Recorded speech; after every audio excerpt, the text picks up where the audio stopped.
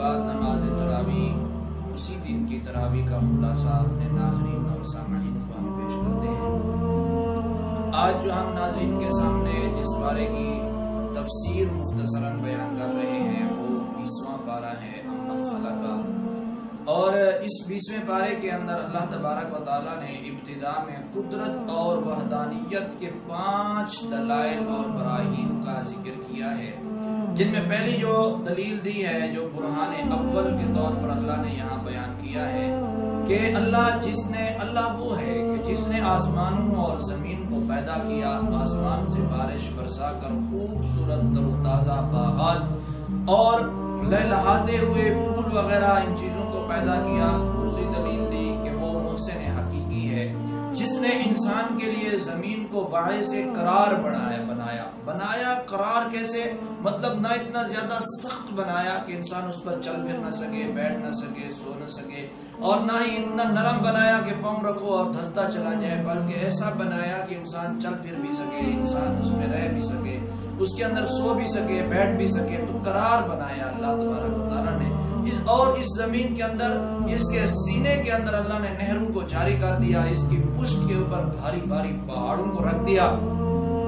اسی طرح اللہ نے ایک اور تیسری جو دلیل بیان کی ہے کہ فرماتے ہیں مجبوری، مظلومیت، بیماری، تکلیف کے وقت کسے تم پکارتے ہو؟ اس وقت جس ذات کو تم پکارتے ہو وہ اللہ ہے۔ وہ کیا ہے؟ اللہ ہے۔ اور 5ویں جو ہے وہ بحر و بر کی تاریکیوں میں کون ہے جو تمہیں راستہ دکھاتا ہے؟ یا یوں کہیں کہ مچھلی کے پیٹ میں سمندر کی گہرائی کے اندر کون تھا جس نے حضرت یونس کو زندہ رکھا، اور کون تھا جس نے واپس مچھلی کے پیٹ سے زندہ سلامت نکالا؟ کون ہے جو سمندروں کی تہوں کے اندر مچھلیوں کو رزق دیتا ہے اور سمندروں کی گہرائیوں میں تمہارے لیے رزق رکھتا ہے، مچھلیوں کی صورت کے اندر اور دوسرے ہیرے جواہرات کی صورت کے اندر، گیس کی صورت کے اندر، مختلف چیزوں کی صورت کے اندر کون ہے جو اس کے اندر رزق رکھتا ہے؟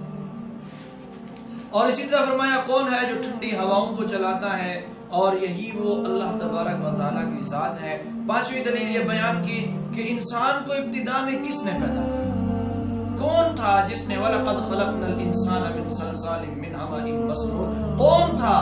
جس نے یہ کہا کہ وَالتِّينِ وَالزَّيْتُونِ وَطُورِ سِينِينَ وَهَٰذَا الْبَلَدِ الْأَمِينِ لَقَدْ خَلَقْنَا الْإِنسَانَ، کہ ہم نے انسان کو تخلیق کیا، ہم نے انسان کو بنایا، انسان نہیں تھا۔ کیف تکفرون باللہ وکنتم امواتا فاحیاکم، ہم نے تمہیں زندہ کیا، ہم نے تمہیں پیدا کیا۔ تو فرمایا کہ وہ اللہ کے علاوہ اور کوئی نہیں ہو سکتا کہ جو انسان کو بناتا ہے۔ آگے اللہ تبارک و تعالیٰ نے کائنات کے مناظر کو دلائل کے طور پر بیان کیا ہے کہ قرآن کا عمومی اسلوب بھی یہی ہے کہ وہ اللہ کی ربوبیت،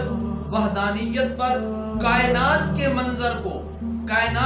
منظر کو نفس انسانی کے حقائق سے استدلال کرتا ہے کہ یوں وہ پوری کائنات کو بحث و مناظر کا میدان بنا دیتا ہے، یہاں تک کہ مخالف بھی یہ تسلیم کرنے پر مجبور ہو جاتا ہے کہ اللہ کے سوا کوئی بھی نہیں جو یہ سارے کام کرے۔ جیسے قرآن کے اندر بھی اللہ نے بار بار فرمایا من خلق السماوات والارض، کون ہے جس نے اس آسمان کو بنایا، آسمان کے نیچے کے نظام کو بنایا، زمین کو بنایا، زمین کے نیچے بہتے ہوئے پانی کو بنایا، اور زمین کے اوپر نہروں کو بنایا، دریاؤں کو چلایا، پہاڑوں کو بنایا، صحراؤں کو بنایا، صحراؤں کی ریت کو بنایا، ریت کی رنگتوں کو بنایا، انسان کو بنایا، انسان کی شکلوں کو بنایا، انسان کے مزاج کو بنایا، انسان کے جسم میں دوڑتی ہوئی رگوں کو بنایا، ان رگوں میں چلتے ہوئے خون کو بنایا۔ کون ہے من خلق السماوات والارض؟ کون ہے جس نے زمین اور آسمان کے اس نظام کو بنایا؟ تو وہ جواب کے اندر کہتے تھے اللہ، وہ اللہ ہی ہے جو بناتا ہے۔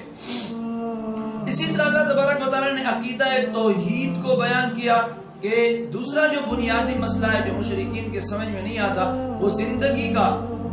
کا جو مسئلہ ہے سب سے اہم ہے، وہ یہی ہے کہ عقیدہ توحید ہے۔ اس کے بعد اللہ تبارک و تعالیٰ نے حضرت اسرافیل کے متعلق بتایا کہ یہ جہاں بس اس وقت تک باقی ہے جب تک سور नहीं थूक दिया जाएगा कि जब अल्लाह तबारक व तआला हजरत इसराफील को हुक्म देंगे तो वो पहली बार जब सूर फूंकेंगे तो जमीन और आसमान की सारी मखलूकात के ऊपर खौफ और हैबत तारी हो जाएगी। फिर जब दूसरी बार वो सूर फूंकेंगे कायनात की हर चीज के ऊपर मौत आ जाएगी। जब तीसरी बार सूर फूंकेंगे तो सब कब्रों से उठ करके खड़े हो जाएंगे और अल्लाह की बारगाह के अंदर पेश होने के लिए चल पड़ेंगे मैदान महशर की जानिब। इससे आगे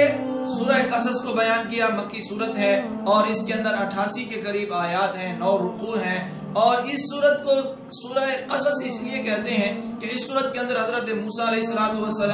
फिरौन, कारून, इन तीनों किस्सों की मुनासबत से अल्लाह ने किस्सों को बयान किया। हजरत मूसा और फिरौन का किस्सा, इसके बाद हजरत मूसा के किस्से का आगाज होता है कि सूरह कसस बताती है फिरौन मिस्र में बड़ा बन बैठा था, यानी अपने आप अना रब्बुकुमुल आला, खुदाई के दावे तक पहुंच गया था। तकब्बुर, जोरो जफा में हद से आगे बढ़ गया था। उसने आज के साम्राज्य और इस्तेमार की तरह मिस्र वालों को मुख्तलिफ गिरोहों और तबकात में तकसीम कर रखा था ताकि इसके इक़्तिदार को आवाम की मुनज़्ज़म इज्तिमाई ताकत से कोई खतरा लायक ना हो। बनी इसराइल जो मिस्र की बहुत बड़ी अक़लियत बन चुकी थी, उसके ज़ुल्म और सितम का खुसूसी हदफ थी। फिर अल्लाह ने कमजोरों को उठाने और उनको आज़ादी दिलाने और इन्हीं हालात में हजरत मूसा अलैहिस्सलाम की विलादत और मूसा अलैहिस्सलाम की वालदा का परेशान होना, दरिया के अंदर बहा देना, फिरौन की ज़ौजा के पास हजरत मूसा अलैहिस्सलाम का पहुंचना और फिरौन के घर के अंदर तरबियत का होना, ये तमाम वाक़ियात अल्लाह तबारक व तआला ने जो है वो तफसील के साथ बयान किए। हजरत आसिया के वाक़े को बयान किया और हजरत मूसा अलैहिस्सलाम के उस भूखे और रहने को, वालदा के अलावा किसी और के दूध न पीने को और उनकी बहन का और उनकी हकीकी माँ को वापस महल के अंदर ले आने को और फिर अल्लाह तबारक व तआला का फिरौन ही के हाथों से हजरत मूसा अलैहिस्सलाम को उनकी वालदा के हवाले करने को, इस तमाम को एक तफसील के साथ, एक लंबा चौड़ा वाक़या है, तफसील के साथ अल्लाह तबारक व तआला ने जो है वो इसे बयान किया। और इसी तरह हजरत मूसा अलैहिस्सलाम और एक किब्ती का जो आपस में वाक़या हुआ कि हजरत मूसा अलैहिस्सलाम के हाथों से किब्ती का कत्ल हो गया। फिर मिस्र से मदियन की तरफ हजरत मूसा अलैहिस्सलाम की जो है वो हिजरत और वहाँ 2 बहया और बापर्दा बच्चियों का मिलना पानी के लिए हजरत शुआइब अलैहिस्सलाम के घर में पहुंचना, हजरत शुआइब अलैहिस्सलाम की बकरियां चलाना, हजरत शुआइब अलैहिस्सलाम की बेटी के साथ निकाह का होना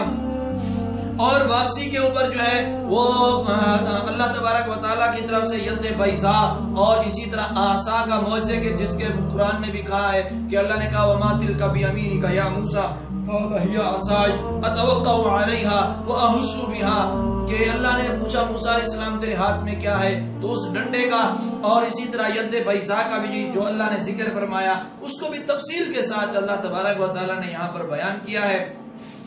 इसी तरह नाज़रीन दुनिया का जो सबसे बड़ा सरमाया है अल्लाह तबारक व तआला ने उसको भी यहाँ पर ये किया कि हज़रत मूसा अलैहिस्सलाम ने उसे समझाया माल और दौलत पर मत इतराओ। फिरौन को कहा कि अल्लाह इतराने वालों को पसंद नहीं करता, अल्लाह ने जो दिया है उसे अल्लाह की रजा हासिल करने के लिए खर्च करो, जैसे अल्लाह ने तुम्हारे साथ एहसान किया इसी तरह तुम भी अल्लाह के। मगर वो कहाँ एहसान करने वाला और कहाँ जो है मूसा अलैहिस्सलाम की ये बातें मानने वाला था, उस सरकश था। और फिर कारून के वाक़े का भी अल्लाह ने जो है यहाँ पर जो बयान किया है, कारून के अंजाम को भी अल्लाह तबारक व तआला ने जो है वो बयान किया। इसके आगे सूरह अनकबूत है, इंशाअल्लाह जिंदगी रही तो कल के 21वें पारे के साथ सूरह अनकबूत को हम शुरू करेंगे, चूंकि इसका कुछ हिस्सा जो है वो 20वें पारे में है, लेकिन हम इंशाअल्लाह इसके आगाज ही से 20वें पारे की मुख्तसर तफसील में इसको बयान करेंगे।